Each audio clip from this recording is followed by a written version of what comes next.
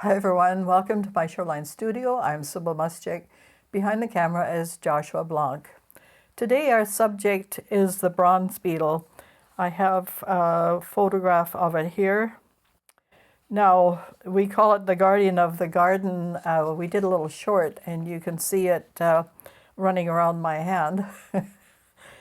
And I love this little bug because what do we call it? What's the former Latin name, Josh? I'm going to give this a shot. Carabus nemoralis. Very good. Okay.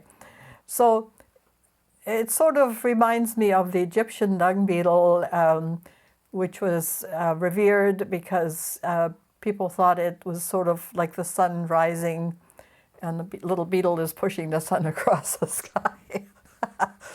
Anyway, what this beetle does in our gardens is it feeds on slug eggs and very tiny slugs, which is a godsend to gardeners, especially my garden. I seem to have lots of slugs. And this year, I didn't get quite the damage because we have a lot of these little beetles in the garden. I'm finding them everywhere. Now, not every beetle, of course, is beneficial, but this one particularly is. So we're going to give an attempt here and maybe a bit of my hand. I did a little study last night, but it turned out a little muddy, but that's okay. We can work with that. And I was trying to use my new bronze paint, or copper actually, but you want it to be bronze because it is called a bronze beetle. We will attempt using our General's Sketch and Wash. This is a charcoal pencil, and if you dip it in water, it will, dissolve in water and make a bit of a wash. Now, I put another layer of paint on top on the gel plate to punch up a little bit of the hand color. And it smudged a little bit, so we're going to have to worry a little bit about that. So we'll see how we solve that problem as we go along. I'm going to put the drawing underneath the 8x10 gel plate. And then we are going to just proceed to redraw on the gel plate with the Sketch and Wash, which is really what the whole exercise is all about, how to use this, what the problems are, how to solve them, hopefully. Well, you know what it's like in the studio here. We are always experimenting, always having fun, and trying stuff to see if it works. And hopefully come play with me and try some of this and see what happens in your case.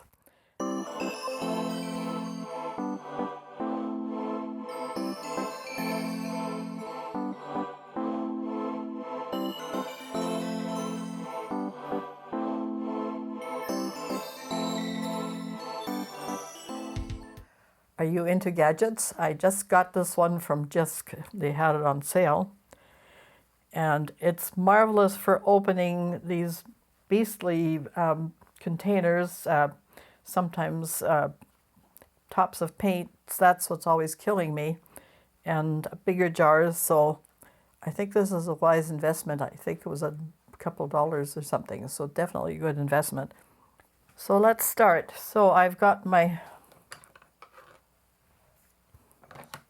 a little bit of water here, my Sketch and Wash charcoal pencil. Now you have to watch that you don't overwet. I've got a little paper here on the side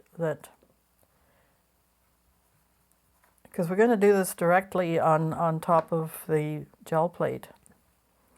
So starting from the back. So basically we're just outlining the hand.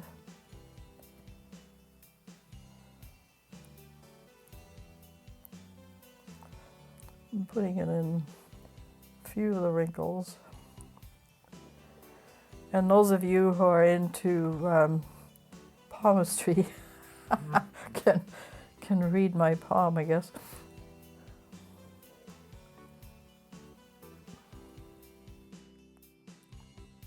And it's just to give the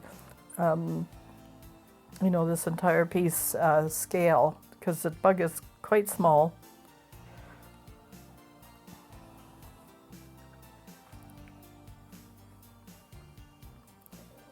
And we'll just put some of the lines in.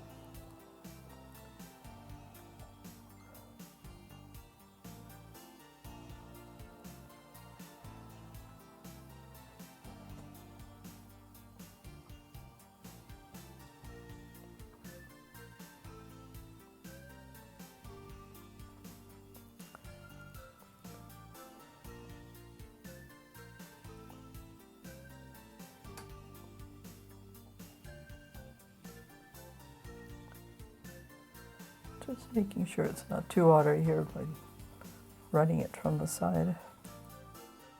All right.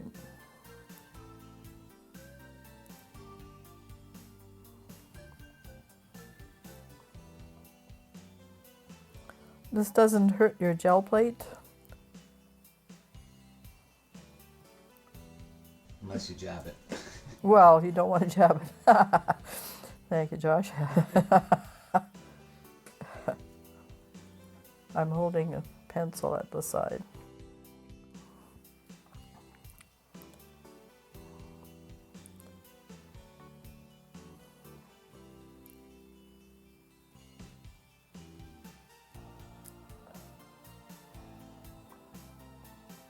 It's quite fun to work with this pencil. I'm doing this tutorial to just show you what's possible.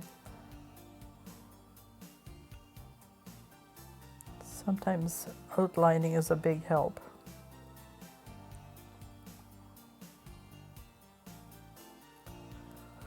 You can also do areas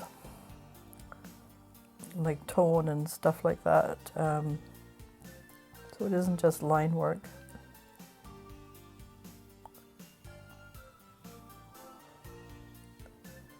No, we pretty well got them all here. And then the top and bottom, we're just going to abstract a bit. And it's just leaves and things in the background. I didn't do this secondhand. If you look at the photograph here, see, here is all my lines, and hopefully you can see it as a hand, and that's how small the bug is.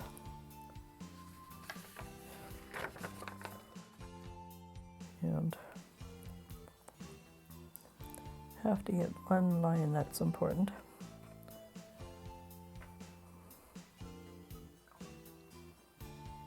This one. Whoops.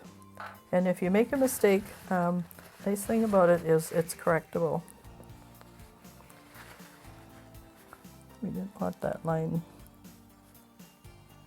carrying into the grass or whatever that is in there.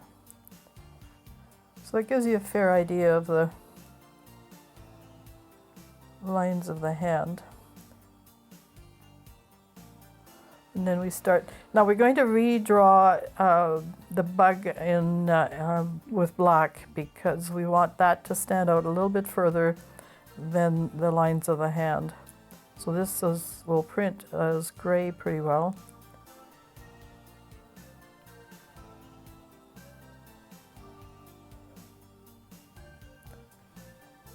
And okay, but we'll start with it just drawing it out.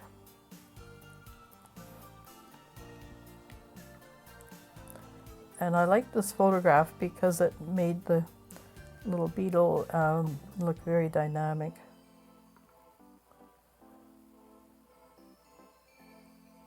And here's where you can add a little bit of extra tone, and at the side of the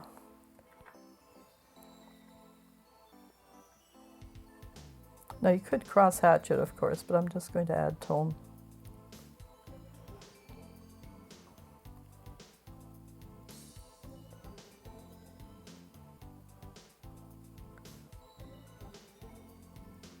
In the mouth parts.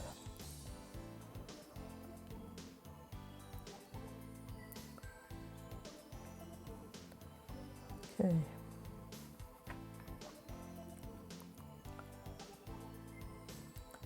Now the legs are segmented.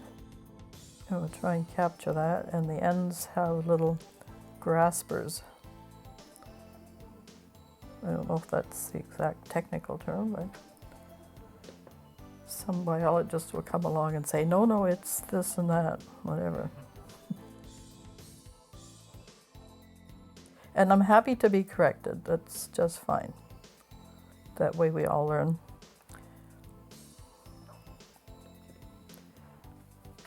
I'm not an entomologist, but I do have a passion for bugs to some degree. Now, if I came across a really big ant or a gigantic spider, well, that would be a little bit different maybe. But generally, if it's a beneficial bug, I'm very curious.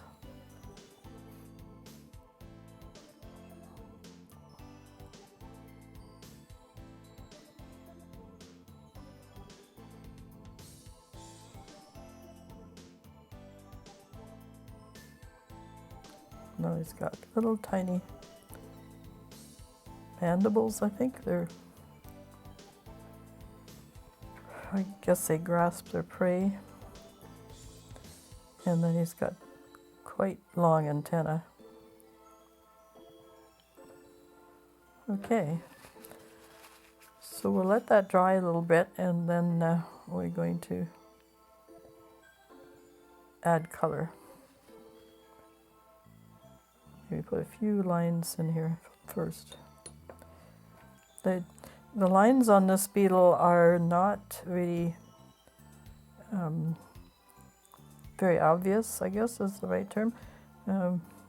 Whereas some of the other ones, there are quite a few black beetles, and this is one of the black beetles, even though they call it a bronze beetle.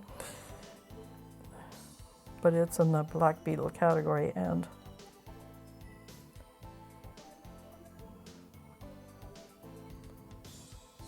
there we go. I'm just going to take a little bit of the darkness out in that leg so that you can see. You can correct with brushes as well. If something's too thick, you can make it a little thinner. There you go. Did we do this leg? Yes, we did. Okay.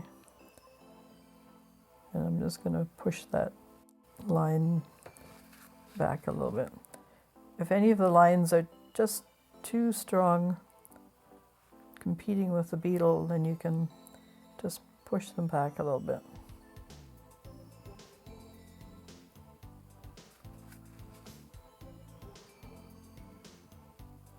And here, the side of the hand.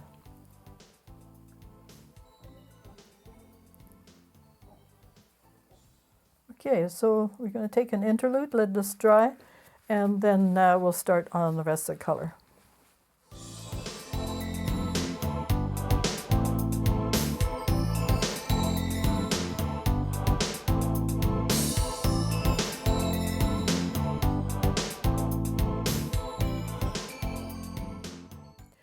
Okay, so we're going to start with the hand and just do some color matching.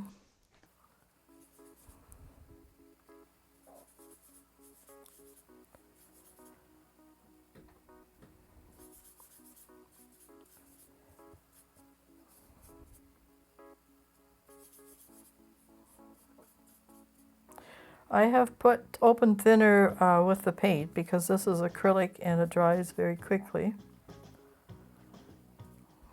So we just have some red, orange, yellow, and sort of a skin tone.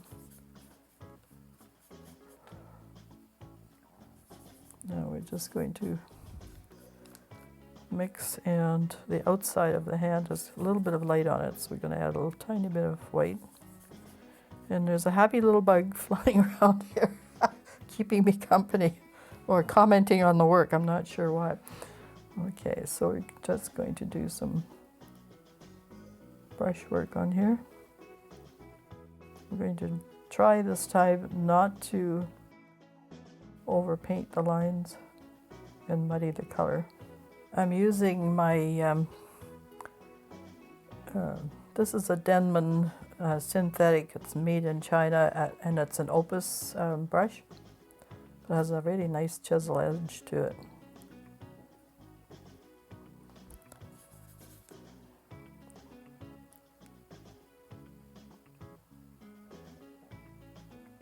So you can turn it every which way.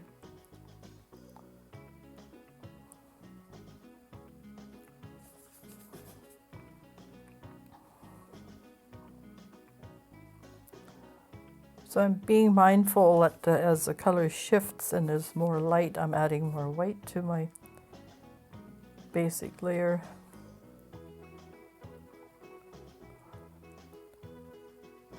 And it darkens a little bit as it's going around the hand and behind the hand. So I'll leave that momentarily.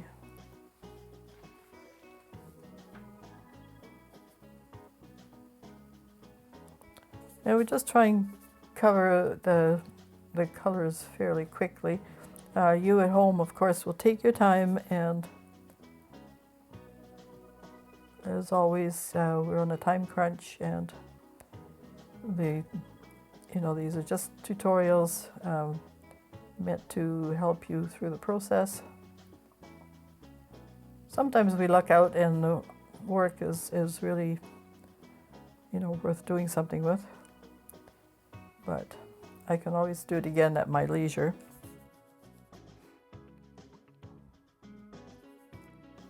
And remixing to make that a little bit darker.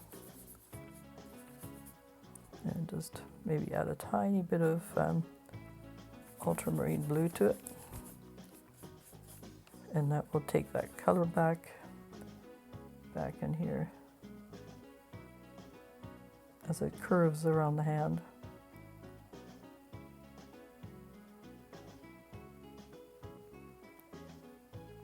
So always paint in the direction of the curve. It's not a flat hand by any means. Okay. Right in here, where it's a bit darker.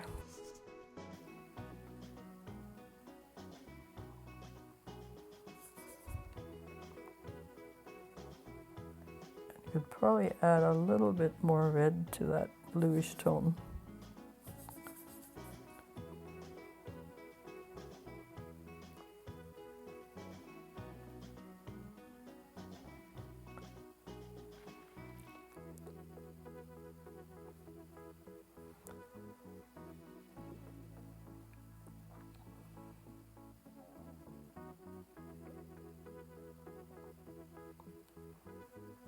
You generally stroke a bit more with the monotypes.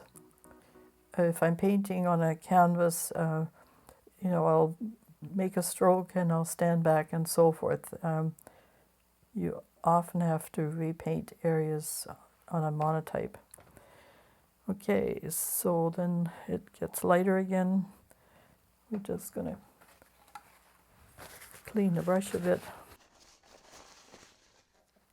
and redo our base colors.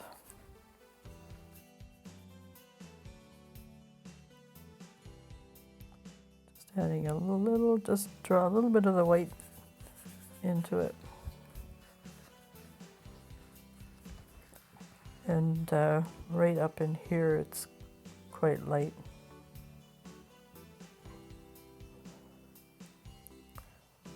Of course, I've got the image reversed so that when it prints, it's the right way around. So there's a little bit lighter highlights in here and around the wrist.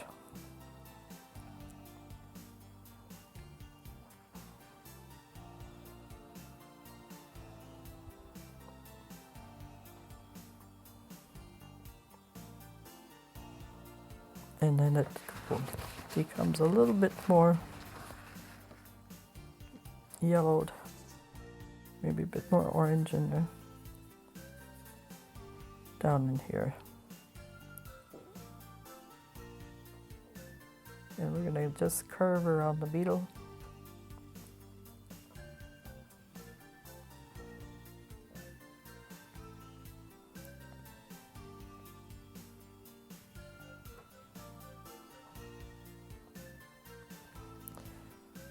And it's a little tiny bit darker. We'll go back to our darker areas up here, right around the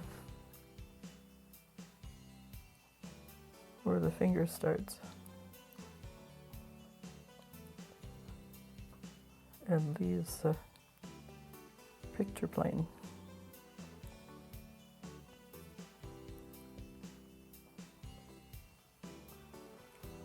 All right.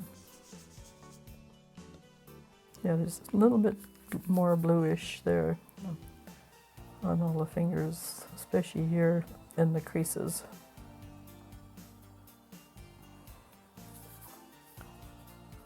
So this is almost a hand portrait.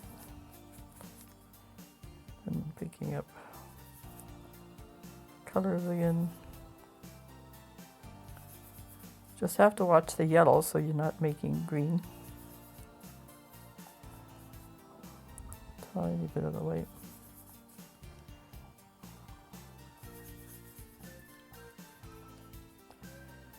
Okay, back down in here. Again, we're doing a contour, giving it some shape.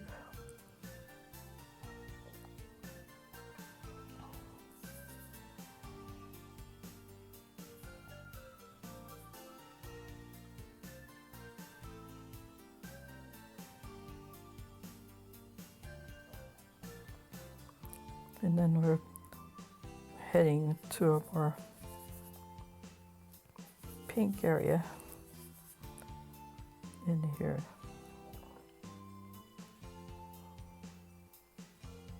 It's quite fun to analyze, your colors. You could look at your color wheel and see what it's closer to, and then do some swatches if you like, just to make sure you've got everything covered.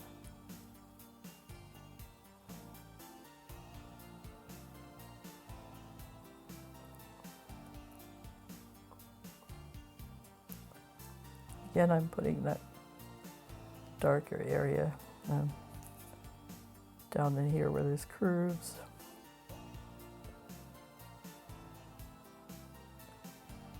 And so you sort of go back and forth.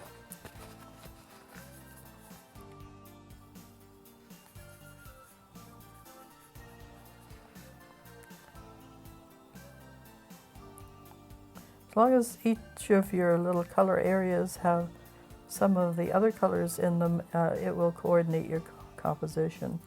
So you might have to run some of your colors together a little bit.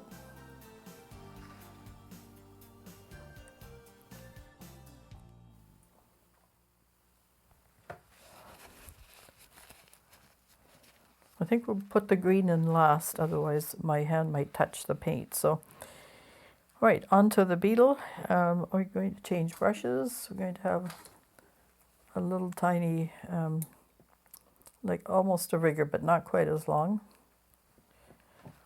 And so we're going to use some of the black. One of our teachers always said that paint black things black, so I know a lot of people don't like using black because it may be dulling the color, but I think if you use it wisely, it's just fine. I'm just going to start adding a little bit of the bronze to it right from the start. We'll give it a bit of a shimmer.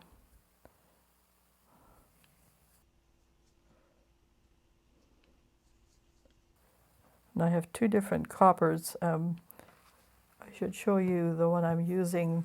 This is iridescent Liquitex rich copper, it's called. Just a new acquisition.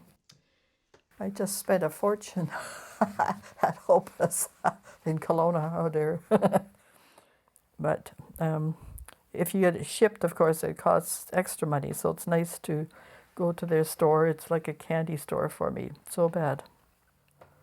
I don't drink and I don't buy a lot of clothes. I just spend on art supplies.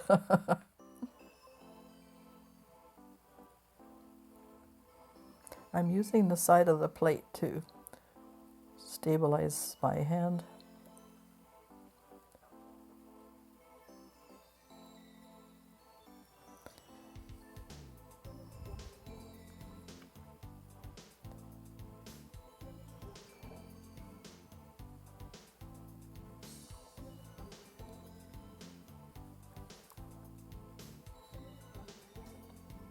You have these little, not hairs exactly, but the little grasping, they're almost like a little comb that's on the edge of their legs, and it helps them stick to things and climb things.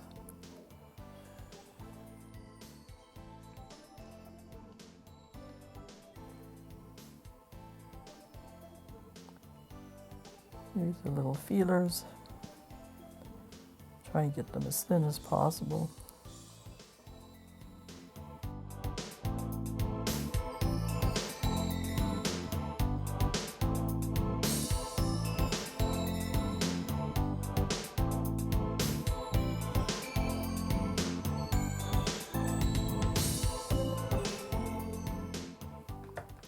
All right. A little more black. These are shadow areas in here. They're indentations.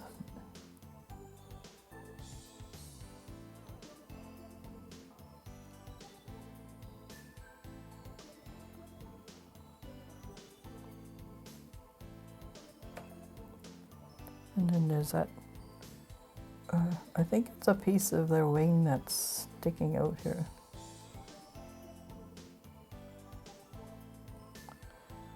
Of course, we have that one leg that's bent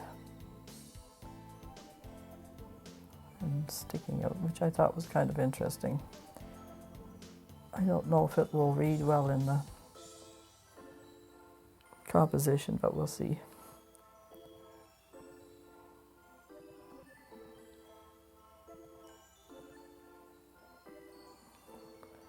So the pose he took here is very dynamic, which is not like a static photograph, so we want him to look like he's moving and struggling a little bit in my hand. He was trying to escape.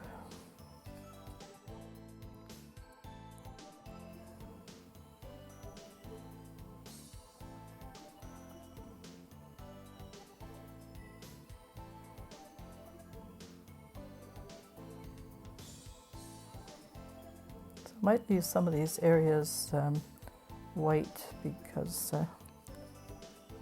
there is a shine to his body. It will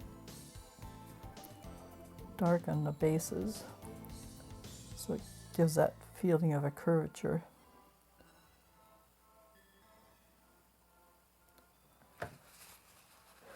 So that's him. Okay, let's go on to the green. Back to our big brush. Just make sure it's clean, and we're just going to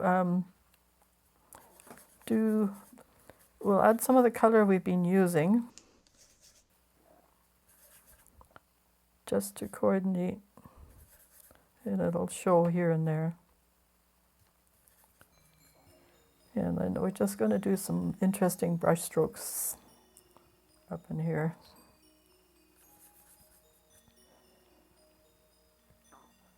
It'll be a nice contrast to the rest of the painting, the painterly print.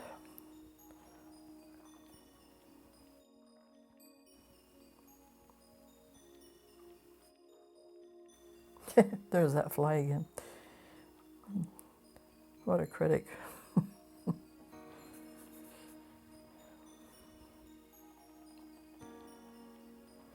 Okay, we'll just up the color down in here a bit. You want all the contrast to be on the figure of the bug, or little beetle.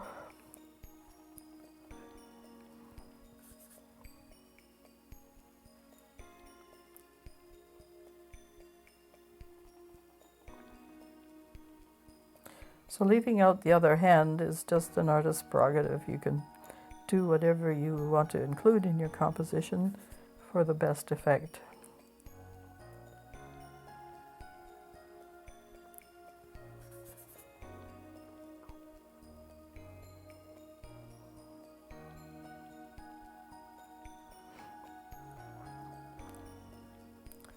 And not everything in a composition has to be realistic. You can put in some abstract elements for interest. Now I'm going to switch to a smaller brush here so we don't obscure any of the details of a little beetle. Just always wet it first so that it's manageable. And maybe put a little bit of that retarder, the open medium. Okay, so keep it fairly light. And we should be able to knock in some of these details carefully.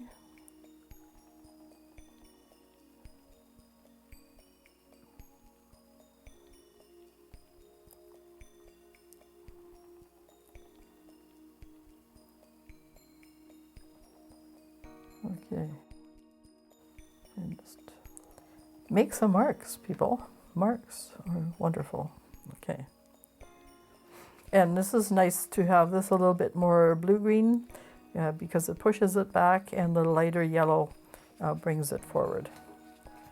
So hopefully we have satisfied all the requirements.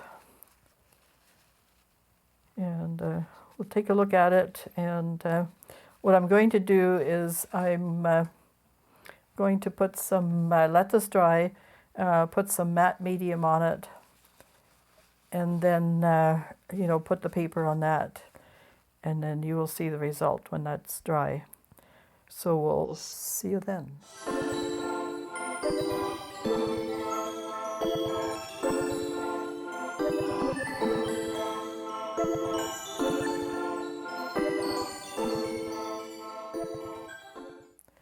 So I think our composition is dry here on the gel plate. I want to show you this, what I've taken the paper from.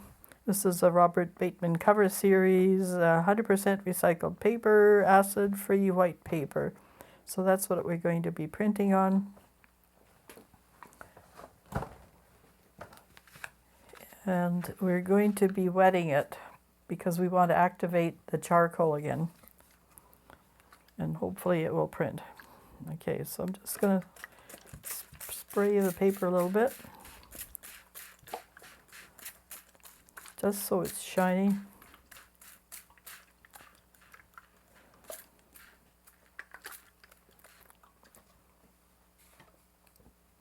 And then a few little spots here on the side. Okay, then I have a towel underneath. I'm going to just damp it off slightly. You don't want the paper to be saturated, just a little bit damp.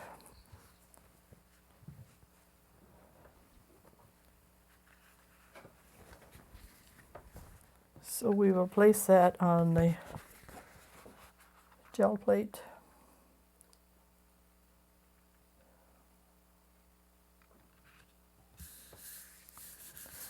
And we will use our Baron. Now I don't think we're going to get much for a while.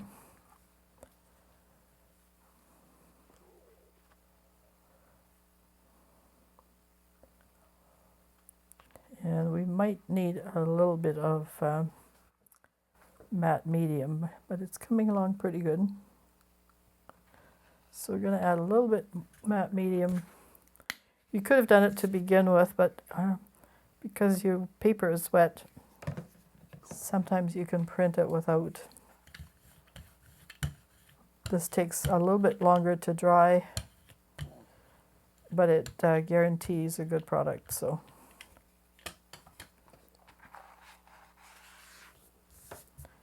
And just on here, yep. Sometimes you luck out and sometimes you don't.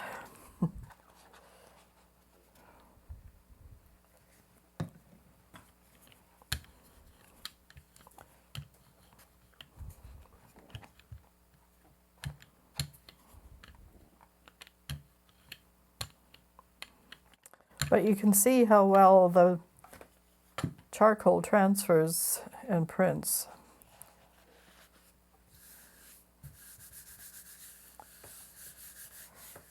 So we'll have that at least on the base layer, and that's important. Now you know that it's a waiting game with acrylic paints, and I've been working with the oil paint, and there's no waiting required. It prints really well.